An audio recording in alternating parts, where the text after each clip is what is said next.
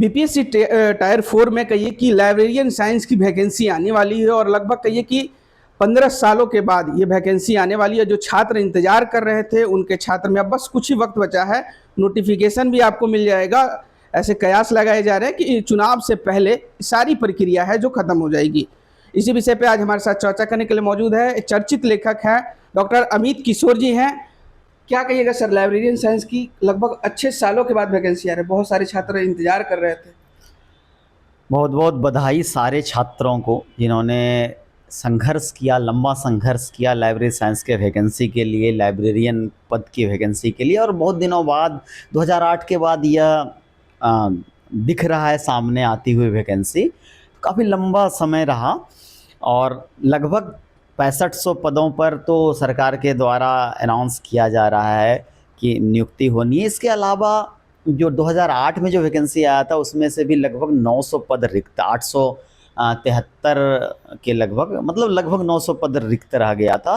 तो पूरी उम्मीद है कि उस रिक्त पदों को भी इसमें जोड़ा जाएगा। अगर मतलब टोटली जोड़ दिया तो काफ़ी वैकेंसी हो जाएगी, लगभग 7000 से प्लस। हाँ, 7000 वैकेंसी। और यह पूरे इंडिया में एक हिस्ट्री होगा कि एक साथ लाइब्रेरी साइंस के फील्ड में कभी भी 5000 7000 इतने बड़े स्केल पर पदों पर वैकेंसी कभी देखी नहीं गई है। तो ये पूरे इंडिया में एक बड़ी हिस्ट्री हो जाएगी और इसके लिए सभी जिसने भी संघर्ष किया, जितने छात्रों ने संघर्ष किया, उसका योगदान महत्वपूर्ण है। सभी को धन्यवाद। अब कुछ अहम मुद्दे मतलब छात्रों के मन में आते हैं, मतलब नजर जहाँ 2025 का बिहार विधानसभा चुनाव है, ऐसे में ये वैकेंसी आना और दूसरी बात डोमिसाइल को लेकर छात्र आंदोलन कर रहे हैं, इन दोनों मुद्दे को किस तरीके से आप देखते हैं?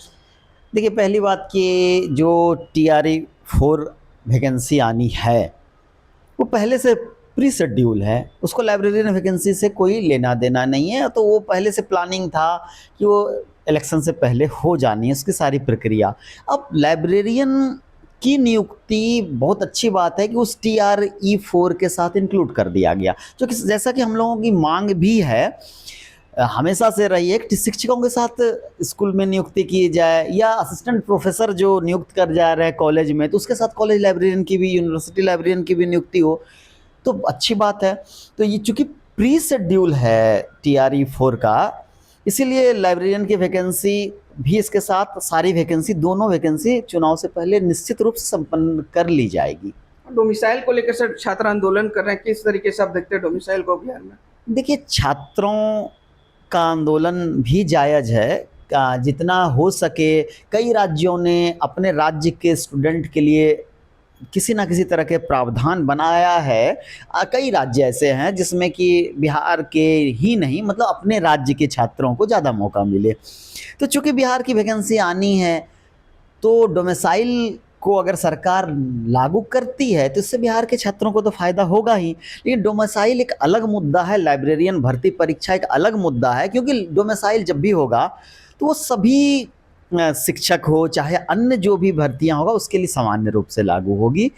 तो इसमें हम लोग ज़्यादा तो कुछ बोल नहीं सकते हैं, बस ये उम्मीद करते हैं कि छात्रों की इस मांग पर सरकार गौर करेगी। छात्रों की मतलब सिलेबस को लेकर कहीं सर क्लियरिफिकेशन नहीं है कि सिलेबस क्या आने वाला है, असमंजस में रहते हैं और तैयारी किस तरीके से करें, थोड़ा सा एक बार प्रकाश डालिएगा। देखिए, सिलेबस में तो एक तो है कि अधिक वेटेज तो लाइब्रेरी साइंस का होगा।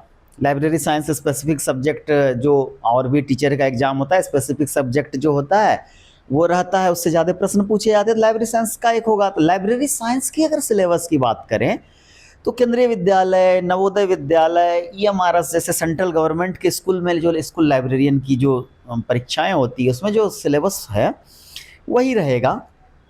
क्योंकि बिलीव बेस्ड यहाँ एग्ज़ाम में जो मिनिमम एलिजिबिलिटी जो मांगा जा रहा है क्राइटेरिया वो बिलीव है, तो उससे रिलेटेड वो केंद्रीय विद्यालय का सिलेबस एग्जैक्ट वही रहना चाहिए।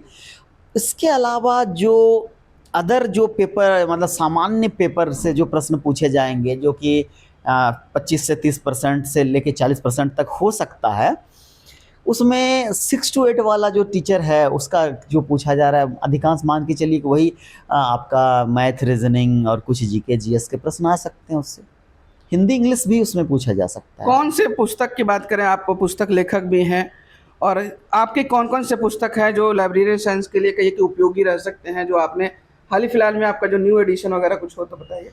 देखिए, लाइब्रेरी साइंस की बात करें तो स्कूल ऑफ लाइब्रेरी साइंस जहाँ पर अच्छी जगहों पे पढ़ाई हो रही है, वहाँ पे छात्रों ने तो अच्छे से पढ़ा होगा, नोट्स भी उसके पास होगा।